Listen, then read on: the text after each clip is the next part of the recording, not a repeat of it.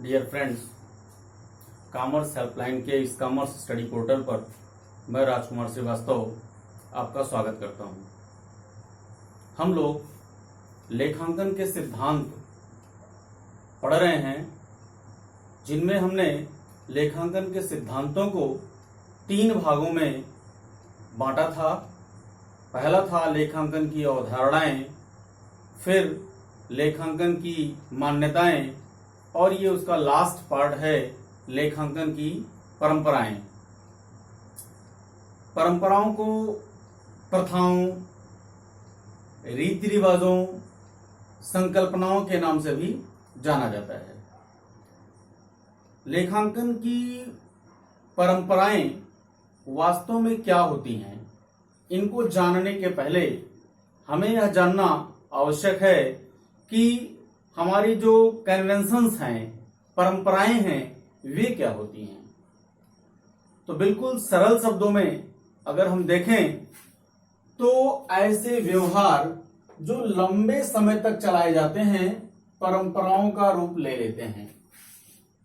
Means मानव के द्वारा किए जाने वाले वे व्यवहार, वे क्रियाएं जो लंबे समय तक चलती रहती हैं, वे कुछ समय के पश्चात परंपरा का रूप धारण कर लेती हैं। और ये जो परंपराएं होती हैं, ये आम सहमति पर आधारित होती हैं। मीन्स यह जरूरी नहीं है कि जो परंपराएं अपनाई जा रही हैं वो सबके लिए अनिवार्य हों। ये आम सहमति पे होती हैं कि व्यक्ति उन परंपराओं में अपनी सहमति दे देता है। जैसे अगर आप उदाहरण से देखें तो हमारे यहां तमाम तरह की परंपराएं हैं, तमाम तरह के त्योहार हैं, और उन त्योहारों को मनाने की एक परंपराएं हैं। उन परंपराओं के अनुसार हम उस त्योहार को मनाते हैं और सब लोग उस परंपरा को निभाने के लिए अपनी सहमति देते हैं। उन परंपराओं के अनुसार उस त्योहार को मनाने का संकल्प लेते हैं, इसलिए ये संकल्पनाएं कहलाती हैं। इन्हें ही प्रथाओं के नाम से भी जाना जाता है। अब बात आती है कि लेखांकन की परंपराएं क्या होती हैं। तो जैसे आम जीवन की परंपराएं होती हैं, ठीक वैसी ही लेखांकन की भी परंपराएं होती हैं। जैसे ये सामान्य जीवन की परंपराएं आम सहमति पर आधारित होती हैं, वैसे ही लेखांकन की जो परंपराएं हैं वे भी आम सहमति पर आधारित हैं। परंपराओं के बारे में कहा जाता है कि इन परंपराओं पे जितने भी लेखा शास्त्री हैं सब एक मत नहीं हैं, बल्कि सबके मत अलग अलग हैं। लेकिन ये सारे अर्थशास्त्री इन परंपराओं में यह स्वीकार करते हैं कि लेखांकन के विभिन्न विवरणों को तैयार करने में इन परंपराओं का प्रयोग किया जाता है। वास्तव में देखा जाए तो मानव जीवन की जो आधारशिलाएं हैं वे परंपराएं हैं, वैसे ही लेखांकन की आधारशिलाएं भी परंपराएं हैं। आधारशिला का मतलब वो होता है कि वो शिला जो नींव में दबी होती है, जिसपे पूरी बिल्डिंग का आधार होता है। मीन्स लेखांकन के जो सिद्धांत हैं, जिन बातों पर वो स्टैंड करते हैं, जिन बातों पर वो खड़े होते हैं, जिन बातों पर उनका अस्तित्व है, वे इनकी आधारशिलाएं होती हैं। और इन आधारशिलाओं के मार्गदर्शन में ही सिद्धांतों का निर्माण हो पाता है। तो इसे हमें थियरी के रूप में प्रकट करने के लिए हम लिखेंगे कि साधारण शब्दों में लेखांकन की परंपराएं वे आधारशिलाएं हैं जिनके मार्गदर्शन में लेखांकन विवरण तैयार किए जाते हैं। मीन्स इन परंपराओं के ऊपर ही सारे विवरणों को बनाया जाता है। सभी लेखा शास्त्री लेखांकन की परंपराओं पर एक मत नहीं है। अभी हमने बताया कि जितने भी लेखा शास्त्री हैं वे सारे एक मत नहीं हैं, कि ये लेखांकन परंपराएं हर जगह समान रूप से बिल्कुल ऐसे ही एग्जैक्ट लागू होंगी, ऐसे ही वो एक मत नहीं है, मीन्स एक बात पर सारे लोग अपनी स्वीकृति नहीं देते हैं। फिर भी वे यह स्वीकारते हैं कि लेखा शास्त्र की विभिन्न परंपराओं का प्रयोग विभिन्न विवरण तैयार करने में किया जाता है। यद्यपि सारे लोग एक साथ मानने के तैयार नहीं हैं, लेकिन वे ये स्वीकार करते हैं कि बिना इन परंपराओं के, बिना इन प्रथाओं के लेखांकन के विवरण को सही तरीके से स्वीकार नहीं, सही तरीके से बनाया नहीं जा सकता, क्योंकि इन विवरणों को बनाने में इन परंपराओं का प्रयोग किया जाता है। वास्तव में कितनी परंपराएं हैं, उनमें से हम जो आपके लिए बहुत ज्यादा इंपॉर्टेंट हैं उन परंपराओं को देखते हैं। तो पहली परंपरा है एक रूपता की परंपरा, कन्वेंशंस ऑफ कंसिस्टेंसी। एक रूपता, समानता, एक जैसा होना, एक रूप का होना। देखिए, चूंकि मतभेद है, लेकिन लेखांकन की जो परंपराएं हैं, इसके जो रीति रिवाज हैं, वे एक समान होने चाहिए। हर जगह पर या हर व्यक्ति के द्वारा जो भी व्यक्ति इन लेखांकन की क्रियाओं को संपादित करते हैं, उनमें जो परंपराएं हों वे समान रूप से, या जो विधियां हों वे समान रूप से एक जैसी ही, एक ही सबके द्वारा अपनाई जानी चाहिए। इसमें एग्जाम्पल के रूप में देखें तो अंतिम रहतिया का मूल्यांकन। अंतिम रहतिया क्या है? वर्ष के अंत में जो माल बिकने से रह जाता है वो अंतिम रहतिया कहलाता है, उसको बोलते हैं क्लोजिंग स्टॉक। अब जो अंतिम रहतिया होता है उसका मूल्यांकन लागत मूल्य पर और बाजार मूल्य पर, मींस वास्तव में वो रहतिया कितने में बना है, और दूसरी बात है उसका बाजार मूल्य क्या, कितने में वो बाजार में बिकने की तैयार है। तो इन दोनों में जो कम होगा उसे ही मानना चाहिए, ऐसी परंपरा है। मींस जो हमारा क्लोजिंग स्टॉक है, क्लोजिंग स्टॉक जो वर्ष के अंत में बचा हुआ माल है, उसके दो रेट होते हैं। एक तो हमारा कास्ट प्राइस होता है, मींस जितने में वो वस्तु हमारे पास तैयार हुई है, और दूसरा उस वस्तु की मार्केट प्राइस, क्योंकि मार्केट में रेट बदलते रहते हैं। तो उस दिन, जिस दिन आप अपने अकाउंट्स की पुस्तकों को क्लोज कर रहे हैं, वर्ष का अंतिम दिन है, उस दिन उस वस्तु के बनने में लागत कितनी आई है और बाजार में वो कितने का बिकेगा, इन दोनों मूल्यों में जो मूल्य कम होगा, इन दोनों में जो मूल्य कम होगा उसी पे रहतिया का मूल्यांकन किया जाता है। यह परंपरा है, कन्वेंशन है, और इस परंपरा को सबको समान रूप से मानना चाहिए, तभी सबके खाते समान परिणाम प्रदर्शित करेंगे। इसी में एक दूसरी बात भी आती है, ह्रास। मैंने बताया था अस्थाई संपत्तियां होती हैं, तो वे अस्थाई संपत्तियां समय के बीतने पर या प्रयोग के द्वारा उनके मूल्यों में धीरे धीरे करके परंतु अस्थाई रूप से कमी आती है। उस कमी को ही डेप्रिसिएशन या ह्रास कहते हैं। अब ह्रास के मूल्यांकन की भी ढेर सारी विधियां हैं। अस्थाई क्रमागत, अस्थाई विधि है, क्रमागत विधि है, बीमा पॉलिसी पद्धति है, ऐसे ढेर सारी पद्धतियां हैं। तो अलग अलग तरह की वस्तुओं में अलग अलग पद्धतियां अपनाई भी जाती हैं, लेकिन जिस वस्तु में जिस पद्धति को अपनाया जाए वही पद्धति सबके द्वारा समान रूप से अपनाया जाए, यह एक परंपरा है। तभी परिणाम हमारे एक सही तरीके से आएंगे। मीन्स जो एक रूपता की परंपरा है उसमें हमारे अंतिम रहतिया का मूल्यांकन, ह्रास का मूल्यांकन और भी कई तरह के विवरण होते हैं जिनको बनाने में कुछ परंपराएं हैं, उन परंपराओं का प्रयोग किया जाना चाहिए। तो एकरूपता की परंपरा आपको समझ में आ गई होगी। दूसरा है रूढ़िवादिता की परंपरा। रूढ़िवादिता मीन्स कंजर्वेटिज्म, जो पहले से चली आ रही है उसी को फॉलो करना। रूढ़िवादिता मीन्स जो परंपराएं चली आ रही हैं, जो व्यवस्थाएं चली आ रही हैं, उनपे तर्क न करना, उनपे दिमाग न लगाना, इसे कहते हैं लकीर का फकीर। जो चीज एक बार चल गई है उसी को रिपीट करते रहना, उसी को दोहराते रहना, ये कहलाती है रूढ़िवादिता। लेखांकन में रूढ़िवादिता का मतलब क्या है?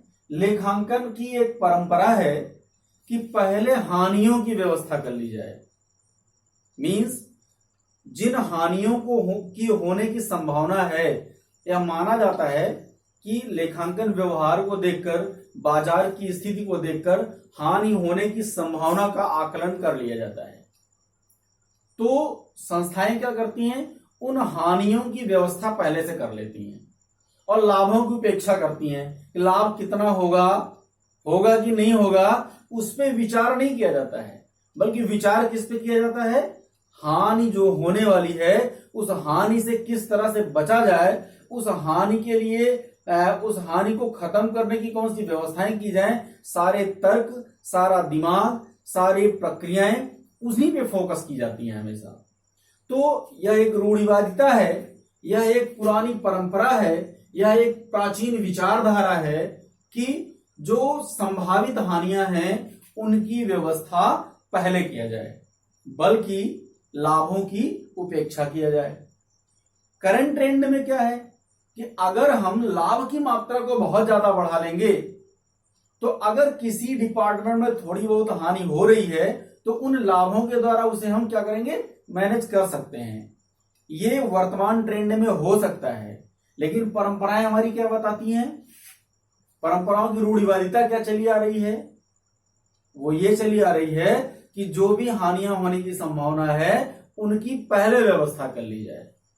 लाभ क्या होगा कि नहीं होगा, इसके बारे में फोकस करने की आवश्यकता नहीं महसूस की जाती। तो ये रही हमारी कंजर्वेटिज्म, रूढ़िवादिता की परंपरा, conventions of conservatism. Next point आपका है सारता की परंपरा, कन्वेंशन ऑफ मटेरियलिटी, सारता। इसमें लेखांकन के दौरान यह देखा जाता है कि कौन से लेखे हैं जो ज्यादा महत्वपूर्ण हैं और कौन से लेखे हैं जो कम महत्वपूर्ण हैं। तो कभी कभी ऐसा होता है कि जो महत्वहीन हैं या जिनका महत्व कम है उन्हें या तो छोड़ दिया जाता है या उन्हें किन्हीं और में शामिल कर लिया जाता है। इसके उदाहरण के लिए देखें तो गणित में आपने पढ़ा होगा, अगर ये 0.49 जैसे 5.49 है तो इसे क्या करते हैं? शॉर्टकट में लिख लेते हैं 5। और अगर ये 5.51 है तो इसे लिख लेते हैं क्या? 6। मीन्स 0.5 से अगर कम है, दशमलव के बाद 0.5 से अगर कम है तो उसे छोड़ देते हैं, और 0.5 से अगर ज्यादा है तो उसे क्या करते हैं? कंप्लीट मान लेते हैं, उसे हम राउंड फिगर में पूरा कर लेते हैं। तो ये तो रही बात छोड़ने की और ये रही बात शामिल करने की। लेकिन तमाम लेखा शास्त्री ऐसे हैं जो कि इस परंपरा के पक्ष में नहीं है। उनका कहना है कि एग्जैक्ट रिजल्ट पाने के लिए एग्जैक्ट अमाउंट मेंशन करना पड़ेगा। यह है सारता। अच्छा, इसमें एक बात और आती है सारता में, जैसे कुछ फुटकर खर्चे होते हैं। जैसे कोई ऑफिस है तो ऑफिस में नाश्ते पे खर्चे होते हैं, या स्टेशनरी है उसमें बुक्स खरीद के आती हैं, कॉपीज आती हैं, पेंसिल, रबड़, कटर, स्टेपलर, इंक, मार्कर, इस तरह की तमाम चीजें खरीद के आती हैं। तो उनको क्या किया जाता है? उनके लिए एक हेड बना लिया जाता है, स्टेशनरी अकाउंट। अब इस स्टेशनरी में जितने भी ये आइटम हैं इन सारे आइटम को शामिल कर लिया जाता है। तो ये कहलाती है हमारी सारता। मटेरियलिटी मींस एक मटेरियल की जितनी चीजें हैं उनको एक साथ रख लेना। चाय नाश्ते में रिफ्रेशमेंट एक हेड बना सकते हैं, उसमें जितने भी चाहे चाय है, छोटा नाश्ता है, बड़ा नाश्ता है, भोजन है, इन सब को हम रिफ्रेशमेंट के अंदर रख सकते हैं। तो ये सारता है। मींस जो छोटे छोटे फुटकर खर्चे हैं उनके लिए एक कोई बड़ा हेड बना लें और उस तरह के, उस एक जैसे नेचर के जितने भी हैं, एक जैसे स्वभाव के जितने, उन सबको एक साथ मर्ज करके एक अकाउंट में एंट्री कर देना सारता कहलाता। मींस सारता की परंपरा का आशय ऐसी परंपरा से है जिसमें महत्वहीन या कम महत्वपूर्ण वस्तुओं को या लेखों को या तो छोड़ दिया जाता है या दूसरे में शामिल कर लिया जाता है। तो ये रही सारता की परंपरा। नेक्स्ट है आपका प्रकटीकरण की परंपरा, कन्वेंशंस ऑफ डिस्क्लोजर। प्रकट करना, खातों में जो भी बर्ताव हुए हैं, जो भी लेन देन हुए हैं, उनको पूर्ण ईमानदारी से, उनके समयावधि के क्रम के अनुसार और पूर्ण रूप से प्रकट करना, यह एक परंपरा है। मींस लेखों को लिखने में, उनके समय को दर्शाने में, उनकी क्रियाओं को दर्शाने में पूरी ईमानदारी बरती जाए, ऐसी परंपरा कहलाती है। डिस्क्लोज कर दिया जाए मींस हर चीज ओपन किया जाए, कोई भी चीज छुपा के ना रखा जाए, उसमें छल कपट की भावना न रखी जाए, यह बताती है हमारी प्रकटीकरण की परंपरा। तो नेक्स्ट पॉइंट है समयबद्धता की परंपरा, conventions of time conformity. Time conformity means जो भी व्यवहार हो रहे हैं वे चालू वर्ष के तो हम दिखाएंगे, लेकिन हमें जब दो राशियों की तुलना करनी हो या दो मदों की तुलना करनी हो तो हमारे पास ग्राफ पिछले वर्ष का भी होना चाहिए। तो यह बताता है कि समयबद्धता की परंपरा में, टाइम कंफर्मिटी में, यह बताता है कि जब हम जहां पे करंट ईयर का अमाउंट शो कर रहे हैं उसी के बगल में हमें प्रीवियस ईयर का भी अमाउंट शो करना चाहिए। मींस जो अमाउंट हमारे बनाए जाएं उनमें करंट ईयर की चीजें दिखाई जाएं और उसी के जस्ट बगल में प्रीवियस ईयर का भी दिखाया जाए। तो ऐसी स्थिति में हम कंपेयर कर लेंगे, कंपैरिजन कर लेंगे, तुलना कर लेंगे कि करंट ईयर में फला हेड पे इतना खर्चा हुआ है जबकि पिछले वर्ष इस हेड पे इतना अमाउंट खर्चा हुआ था। मींस खर्च अगर बढ़ा है तो हम उसके बारे में सोचने के लिए मजबूर हो जाएंगे कि आखिर में यह खर्च बढ़ा क्यों है। अगर बिना रीजन के खर्च बढ़ा है तो कहीं ना कहीं उसमें कोई गड़बड़ी हुई है। ऐसी सारी मदों पे देख लेते हैं कि वे मदें बढ़ी हैं पिछले साल की तुलना में या कम हुई हैं, आय बढ़ी है या कम हुई है, व्यय बढ़े हैं या कम हुए हैं, वर्क ज्यादा हुआ है या कम हुआ है, विक्रय ज्यादा हुआ है या कम हुआ है, क्रय ज्यादा हुआ है या कम हुआ है। मींस जो भी प्रक्रियाएं अपनाई जाती हैं, जो भी क्रियाएं अपनाई जाती हैं, उनमें क्या करना होता है, हमें समय के अनुसार उसे क्या करना होता है, लिखा जाता है, समयबद्ध करके उसे क्या करके उसकी एंट्री की जाती है, जिससे हम करंट ईयर के आइटम्स का प्रीवियस ईयर के आइटम्स से कंपेयर कर सके, उसका कंपैरिजन कर सके, उसकी तुलना कर सकें। ये एक परंपरा है जिस परंपरा का निर्वहन करने से लेखांकन में सुविधा होती है, नियंत्रण होता है और जो भी प्रकटीकरण होता है वो क्या होता है, बिल्कुल छल कपट रहित और पूरी ईमानदारी से होता है। ऐसी यह परंपरा है कि लेखों को किस तरह से दर्शाया जाए। नेक्स्ट है विधि अनुरूपता की परंपरा। विधि मीन्स लॉ, इसकी जो इंग्लिश है वो है conventions of conformity with law. Means जो भी नियम और कानून हैं जो भी विधि है, जो भी लॉज हैं, चाहे वो सरकार के द्वारा हो, केंद्र सरकार के द्वारा हो, राज्य सरकार के द्वारा हो, कंपनी विधान के द्वारा हो, या जिस भी संस्था के अंतर्गत ये संस्था व्यवसाय कर रही है, उसके जो भी रूल्स हों, जो भी रेगुलेशंस हों, उनका क्या होना चाहिए? अनुपालन होना चाहिए, उसके अनुरूप काम होना चाहिए। जैसे यह विधान है कि बिजली कंपनियां हैं जो बिजली बनाती हैं, बीमा कंपनियां हैं या बैंकिंग कंपनियां हैं, इनके द्वारा जो बैलेंस शीट को शो कराने का फॉर्मेट है वो थोड़ा अलग है। जबकि जो व्यापारिक संस्थाएं हैं, इनके द्वारा जो वर्क किया जाता है उसकी बैलेंस शीट बनाने का फॉर्मेट बिल्कुल अलग है।